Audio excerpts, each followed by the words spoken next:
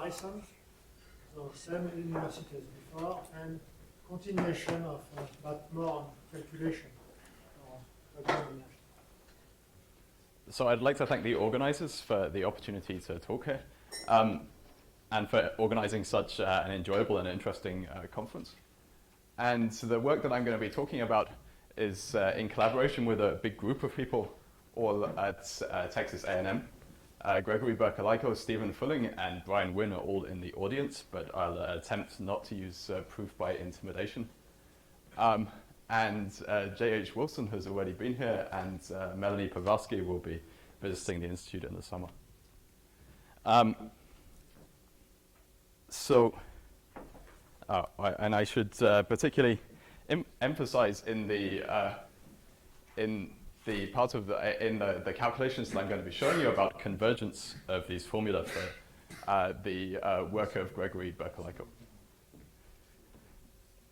Now, just give you a short overview about where I'm going. So I'll start by explaining the quantum graph model. Everyone is going to be totally familiar with this by the end of the week, and there'll be no big surprises there. Then I'll tell you the vacuum energy theorem that we have, and that will basically, that will be the result. So you only have 2 sections to stay awake in order to learn the important things of the talk. And then I'll discuss the convergence of this formula and how you prove this formula, and then shortly discuss the Casimir laws and draw some conclusions. So the quantum graph model is exactly the same as you've been seeing all week. I'm just going to be considering the spectrum of the Laplacian on a metric graph. I'll denote the set of edges with E, and the total number of edges will be N. And the domain of the operator is going to be chosen, so using matching conditions at the vertices to define K independent transition amplitude. So that's really the only major condition. And so the operator is self-adjoint. And so for example, this would be Neumann scattering matrices. So if you think of a quantum graph, a finite quantum graph, where the boundary conditions are Neumann conditions, then you won't lose anything.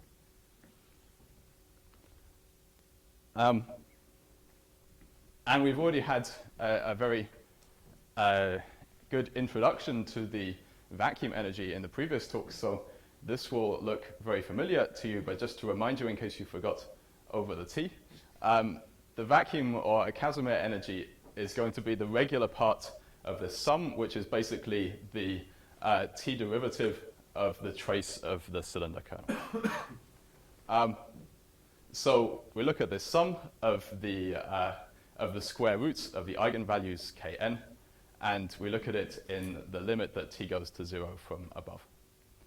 And you've already seen that expressions for the vacuum energy can be written as a sum over periodic orbits on the graph, and these can be derived using the method of images or the trace formula, which is the method that I'll be showing you here. And what we're particularly interested in is how the vacuum energy depends on the edge lengths.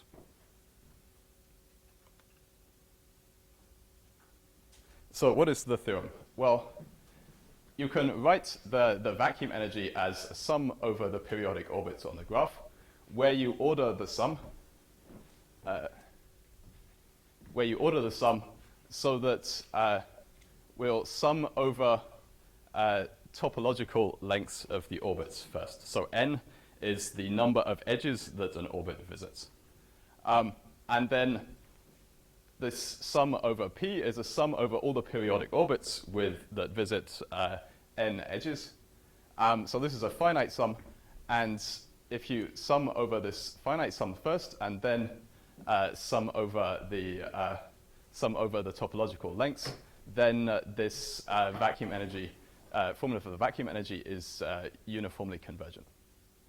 And the terms that come into the vacuum energy are the length of the periodic orbit LP, so this is the metric length of the orbit, the sum of the lengths of the edges around the orbit, and AP is just the familiar product of the transition amplitudes at the vertices of the orbit.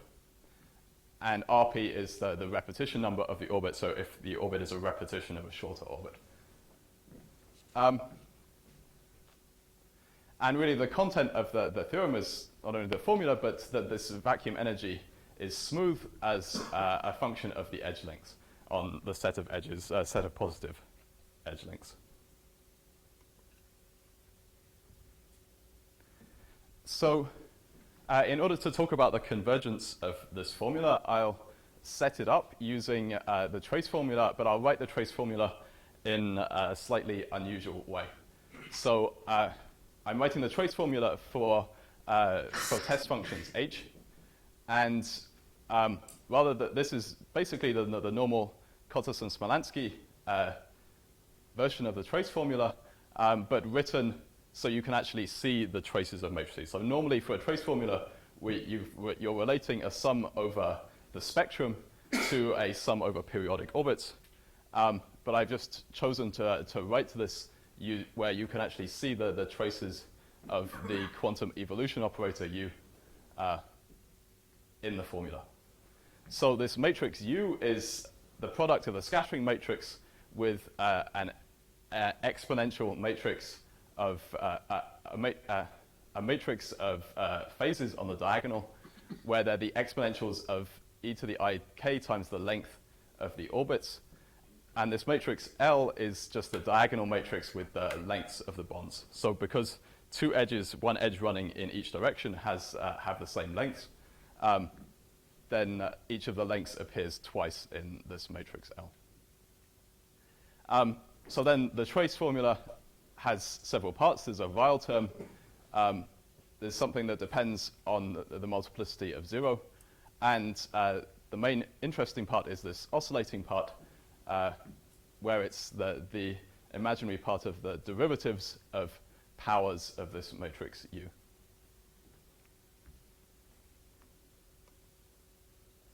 So just to make absolutely clear what we're doing, I'll start with the Weyl term. So we want to substitute in this function k e to the minus tk over 2 and integrate with respect to k. So that gives you L over 2 pi t squared, and this diverges in the limit that t goes to 0. So this is the part that we're throwing away as we renormalize the vacuum energy. So that's the part that's thrown away, and it turns out that the vacuum energy is just depending on the oscillating part. The multiplicity of zeros also don't contribute, so the vacuum energy just depends on the oscillating part of the trace formula. So we can write the vacuum energy as a limit as t goes to 0, limit as epsilon goes to 0, minus 1 over 2 pi, and a sum over groups of terms that are determined by the number, the power of the matrix U.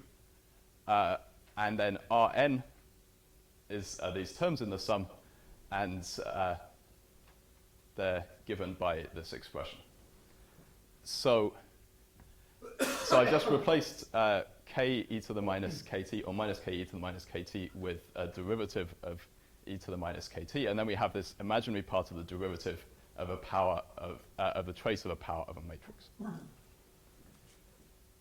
And going through the normal formulation of the trace formula, this trace of a power of a matrix is the same thing as it can just be written as the sum over a vector of coefficients, a vector of n coefficients, where we're summing each of the coefficients from 1 to 2n. So this is just writing the product of the matrix and then the trace as the product of the matrix elements, and then summing. And if you do this the standard way for the trace formula, then you have a term that's the product of the elements of the S matrix, and a term that is a phase factor that you pick up going around the orbit. And you also pick up these extra epsilon terms that are put on, so this formula converges. So if we're just deriving the formula to start off with, then, well, we can take this expression differentiate with respect to k, and take the imaginary part, and that gets you the cosine of k times the length of the orbit.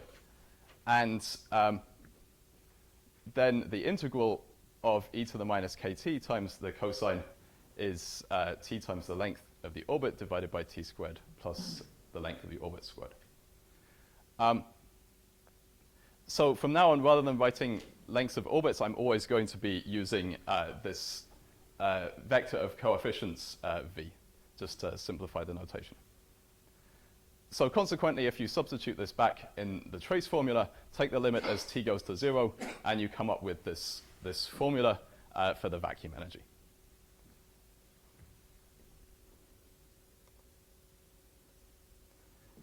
Now, what we're really interested in is the convergence of this formula. So what we'll show is that the absolute value of one of these terms Rn in the sum is less than or equal to 2 capital N, 2 times so 2 capital N is the dimension of the matrix U, divided by n squared times the length of the minimum length of one of the bonds, one of the edges. And the way you can do that is using a kind of Laplace transform trick. So you notice that this integral was already the Laplace transform of a cosine, which gave you this function, but you could write this function again as the Laplace transform of something which was the exponential of minus the length of the orbit multiplied by s. So we're just introducing an extra parameter s and writing this function as an integral.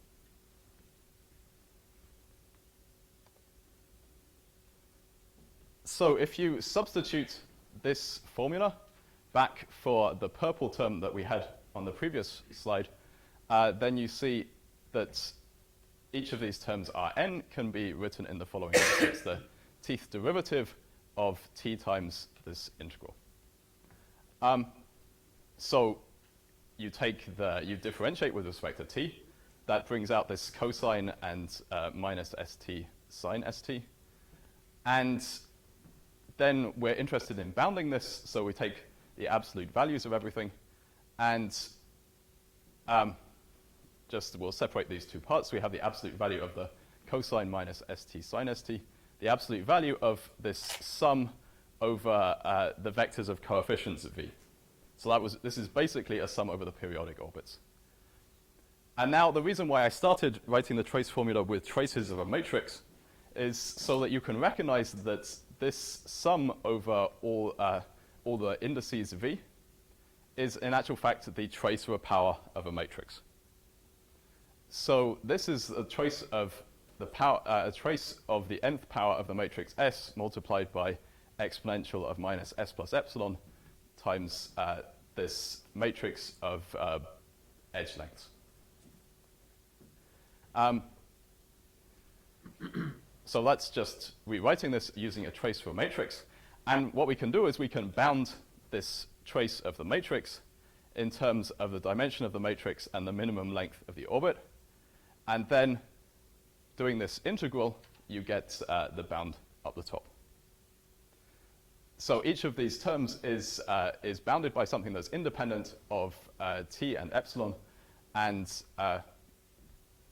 that shows that if we do these finite sums on the edges of if we do these finite sums on the periodic orbits of a particular length, and then sum over all the orbits of, then sum over the topological lengths of the orbits, then this formula for the vacuum energy is absolutely convergent. So it remains just to show where this bound on the trace of the matrix comes from. So the previous slide, we used that we can bound this trace of a power of a matrix by something that depends on the minimum length and the dimension. And this is basically just an inequality that comes from a maximal singular value of this matrix. So first, we'll just factor out a term that's e to the minus n s plus epsilon multiplied by the minimum length of the orbit. So we'll subtract the minimum length of the orbit from all the lengths L, and that gives us a new vector, a new matrix of diagonal matrix of lengths L hat. And now we want to bound this, the absolute value of this trace to a power of our new matrix. Well, trace to a power of a matrix is the same as the sum of the powers of the eigenvalues. And each of the eigenvalues is bounded above by the square root of the maximal singular value of the matrix. And if you're familiar with singular values, you just see that this is a single value decomposition to start off with. It's a unitary matrix multiplied by a diagonal matrix.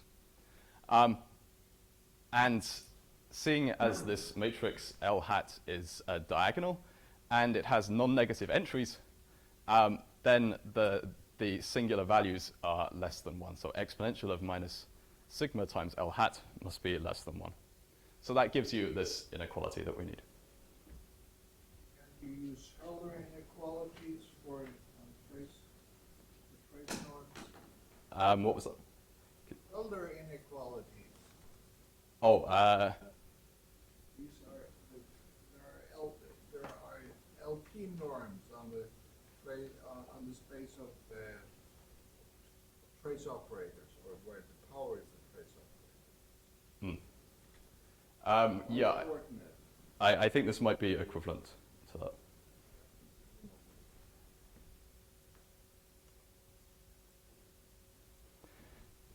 So, okay, so that gives us the formula, the trace formula, and shows it's convergent. And now I'll just briefly, in the next couple of transparencies, discuss the Casimir force. So the Casimir force is the derivative of the vacuum energy with respect to the length of one of the edges, so we'll pick the length of the first edge. And if you differentiate this formula, then you just get n over the length squared, and you need to multiply by the number of terms in this formula, the number of times that 1 appeared in the vector v. So the length 1 appeared in the vector in LV. And you can show that this formula again converges using a similar argument to the vacuum energy. So you have 1 over LV in the formula for the vacuum energy that you want to differentiate, and you write this 1 over LV as the Fourier transform of e to the minus exponential of the matrix of S times the matrix L. And then you pull out this minimum length again, and you've got the derivative of the same matrix that we were talking about before. And then this can also be bounded as less than n times S times the dimension of the matrix. So that will show you that this sum also converges when it's summed in terms of the topological length of the orbit. So what do these formulas mean? For equal edge lengths, so if you set all the edge lengths equal, then this formula for EC, this was AP over RP. Well, AP over RP summed over all the periodic orbits of a particular length n was just the trace of the S matrix. And the length of the orbit was n is the topological length n times L. So this gives you trace of S to the power n over n squared times L. And if you differentiate with respect to L, then you get a sum over the topological lengths, or the sum of the powers of the matrix S, of the trace of S to the n over n squared. And then you can see that if you know the eigenvalues of your S matrix, then you know the Casimir force. So substituting eigenvalues of the S matrix for the Neumann star graph, you obtain this formula n minus 3 pi over 48L squared, which was exactly where Stephen started his talk. So we've kind of come full circle all the way through these different methods of producing the vacuum energy with the method of images and the trace formula, and come back to this simple formula that depends where the sign of the Casimir force is depending on the number of edges in the graph.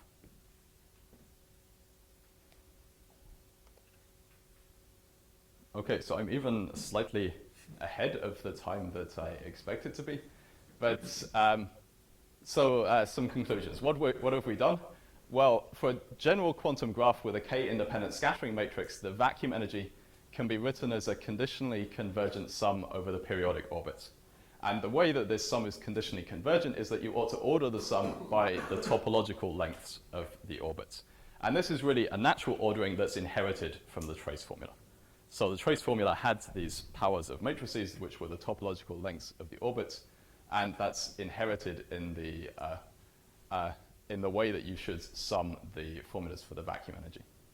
And the Casimir force can be similarly expressed as a convergent periodic orbit sum. And future work is to use this to investigate the sign of the Casimir force, which is what people are particularly, certainly physicists are particularly interested in. So that's basically what I wanted to explain to you. I was slightly faster than I expected to be, but I hope it was still understandable. So thank you for your attention.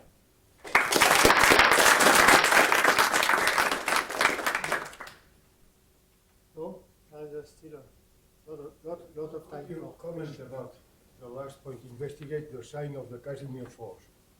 I mean, in physics, that is one of the main points. So what is the relation of what you are discussing with the Casimir force? Well, for example, we'd like to know if the Casimir force, how the Casimir force depends potentially on the lengths of the orbits. So that's why whether if you choose the lengths of the orbits so they're incommensurate, whether that affects the sign of the vacuum energy, or whether you can say something about the sign of the vacuum energy if you know the lengths of the orbits. Yeah, but my question is, the Casimir force, that is a physical effect that has been measured and so on, and one knows that the sign may depend. What is the relation of what you are talking about the Casimir effect? Oh, you mean whether you could measure this in a graph, or? No, has this some significant or some relevance with respect to the Casimir effect? That is my question. You mean with respect to physics? Yeah. Well, I think that you can't, obviously the graph isn't a vacuum between some plates or something, so you can't, there isn't a way of building a graph model of the vacuum energy. But you could see it as a first step to having models of the vacuum energy where there are many lengths interacting in the model. So potentially some kind of model of rough plates or something like this, some rough surface where you have, so the vacuum energy is normally an energy between a pair of parallel plates, and if you imagine that these were rough plates, then there's lots of different distances involved instead of one fixed distance. So you could imagine graph models as a first step towards understanding the type of problems where there are a lot of distances, a lot of different distances interacting. So you can't use a quantum graph to measure vacuum energy, but it's potentially a model that might give you insights into more physically relevant models. But if a rough surface is given, would you transform this problem in the problem you are discussing? No, you couldn't write it as a graph model. Yeah. Could I supplement that a little bit?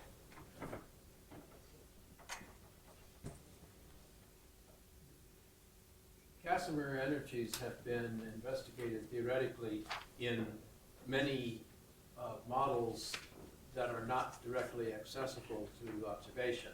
In fact, in the late 1970s, it became very popular as a model of what would the effects of quantum fields in the early universe, for example. So vacuum energy calculations were done on all sorts of closed manifolds with no hope of direct experimental investigation. In the late 1990s, the laboratory investigation of the real Casimir effect greatly improved, and the the data became much more reliable, and that reignited the interest in the Casimir effect in the physics community worldwide. It became a hot topic again. I don't claim that these graph models have anything to do with any laboratory system, but it's a model. It's one more thing in place in which you can do these calculations and look at it's a generalized, like any other quantum graph model, it's a generalization of the one-dimensional world analog of the three-dimensional world. And of course, the Casimir effect, as we're talking about here, is a bosonic quantum field theory effect. So I have been careful never to claim that this has anything to do with real quantum wires, where looking at the small limit of zero radius limit of some actual structure in 3 dimensions that might have electrons in it. However, I would point out that there is a fermionic analog of the Casimir effect where instead of looking at excitations in the vacuum, you're looking at excitations of a Fermi sea of electrons that are present. And I think there might be some genuine physical applications of this sort of calculation in that context, but I don't know enough about it to make any such claim in public. And is it possible to put temperature dependence? Yes, you can certainly do these calculations with temperature dependence included.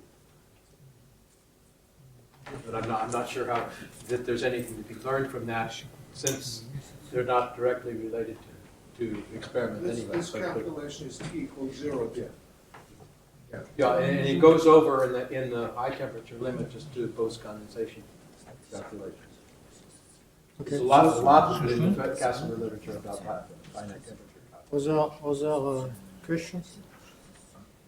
I think what you've said is that this formula you have, this periodical formula, really follows absolutely directly from the trace formula. So really your theorem is that some converges with some particular ordering. Yeah. But it doesn't. But there are other orderings which would give rise to different answers. Yes. So how does one interpret that? Oh. How does one interpret a different ordering? Well, it's Conditionally convergent. yeah, it's conditionally convergent if you sum it in, if you group things in this order, and this order's a natural kind of order to choose, inherited from the trace formula. But I mean, in general, this sum is a sum over an infinite number of periodic orbits, and if you just try to sum this in some other way, then you could obtain any answer you wanted to. Natural is a rather suspicious word, then, isn't it? That's because there is a direct definition, as was shown before. So, using this way to sum the series, you get what was given in the definition. I mean, the derivative of the trace of. Right. So, is there any physical interpretation for the answer you'd get with some other ordering? Oh, okay. I don't know what answer you get with other orderings, but I have a comment to this. I think that if you take the usual trace formula, yes, then you apply it to a Gaussian function, then you are getting exactly this sum. So it means that there is a natural ordering of the eigenvectors. So then somehow this There's no sum Gaussian smoothing here. It's simply a sum over the amplitude. There's no Gaussian smoothing. No, when you apply the trace formula of Gutkin-Chmeliansky formulas to Gaussian, you are getting this hit cannon. But usually in mathematics, you cannot avoid this smoothing function. It's not. This is what John said, that really trace formula is divergent in all problems of mathematics. In all problems, you use only with a smooth function, and you are not allowed to go to the very old. It's converging in the sense of distributions. Yes, is it even not? Gaussian is a No, but test function. but if you use as a test function, you will get a different answer. But this is a question of John. What is the correct definition for Casimir energy which you can measure for some kind of energy. Question was what happens if you change the order of summation. But from trace formula to Schmidt, we are getting No, no, one but order it's of the same summation. story. Trace formula is not defined before you put smooth function in it. It's have no meaning. Only with a smooth function, as a sum of trace of a smooth function, but usually you are not allowed go to the really to put smooth function in that in delta function because it will diverge. How do you prove that you can make it converge if you specify the order that you're going to sum it? It will converge to the left-hand side, which is well defined and is absolutely converged. Maybe we put this question for future discussion. Stefan. At the end, you mentioned the fact that you wanted to study how the sign of the energy depends on the length of the. But since even if you take equal lengths, apparently the last equation you gave was the energy of the Casimir force in terms of some traces of the S matrix. Yeah. So did you try to investigate, for instance, what type of topology or what type of boundary conditions could lead to either positive or negative energies? Well, the only so first, then you have to find other S matrices that have that are K independent. So apart from the Neumann choice. Yes. So we don't have any other examples of that at the moment. We did look at what happens if you put the Fourier transform, fast Fourier transform matrix in as a scattering matrix, but this of course isn't related to any particular. There isn't any differential operator that gives this this scattering matrix. Even with the Neumann S matrix, it depends. I mean, it is the global S matrix which you're looking at, isn't it? So it depends also on the topology of the graph. Yes. Does the energy depend on the topology or not? Or I mean, on how the vertices are linked to each other?